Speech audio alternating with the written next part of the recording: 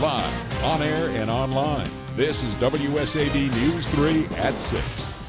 He's made it clear he thinks there is no such thing as a free lunch. But now we look into who's footing the bill for Congressman Jack Kingston's lunch. Good evening. It is Thursday, January 9th. I'm Tina Tyus-Shaw. And I'm Russ Riesinger. Thanks for joining us. Our top story at 6 News 3 is digging deeper after some controversial comments by Congressman Jack Kingston about free lunch. It is part of another good government project. Here is News 3's Dave Kartunen.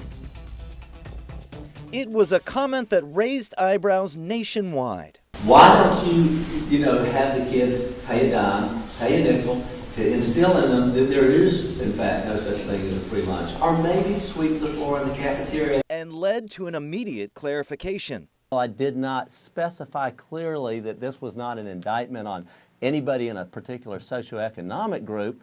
This would be good for all children. But while Savannah Congressman Jack Kingston has tried to move on, the dust-up got News 3 investigating.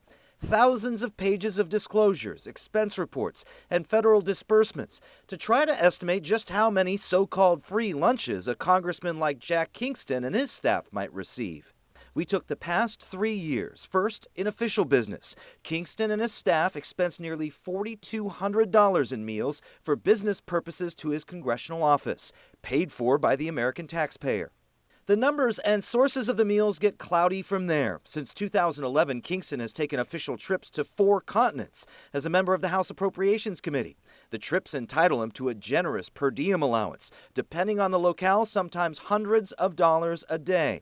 The total in per diems in the past 3 years on all these trips, more than $24,000. Free lunches? Perhaps not, but again, paid for by the American taxpayer.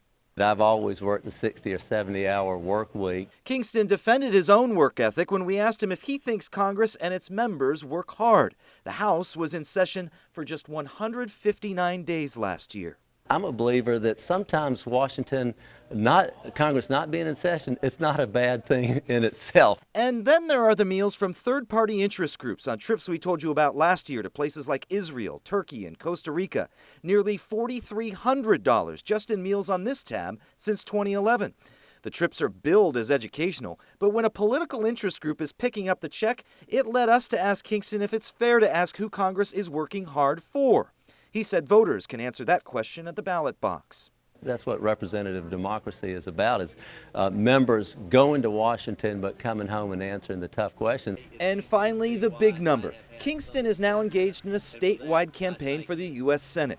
Candidates raise millions of dollars, largely through fundraisers stocked with food and beverage. In the past 3 years, the Kingston campaign operation has reported at least $145,000 in expensed meals and catering for campaign events.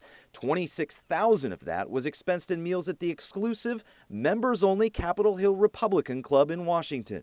Now, it is political contributors who pay for this food and beverage tab in donations to campaigns of all political stripes. In fact, the Supreme Court has already ruled in Citizens United that this is free speech.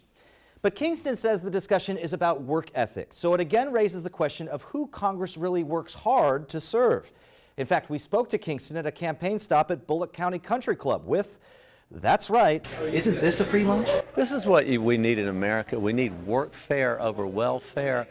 I learned a lot when I was 14 and 15 years old doing chores inside and outside the household. And as a result, I grew up with a good work ethic. It's hard in today's society to have a discussion where you want to challenge the status quo because of the I got you politics. Over the next few days, we'll be adding links to the thousands of pages of documents that sourced this good government project on WSAV.com. And we'll also provide links to all of our local lawmakers' disclosures of meals and other expenses.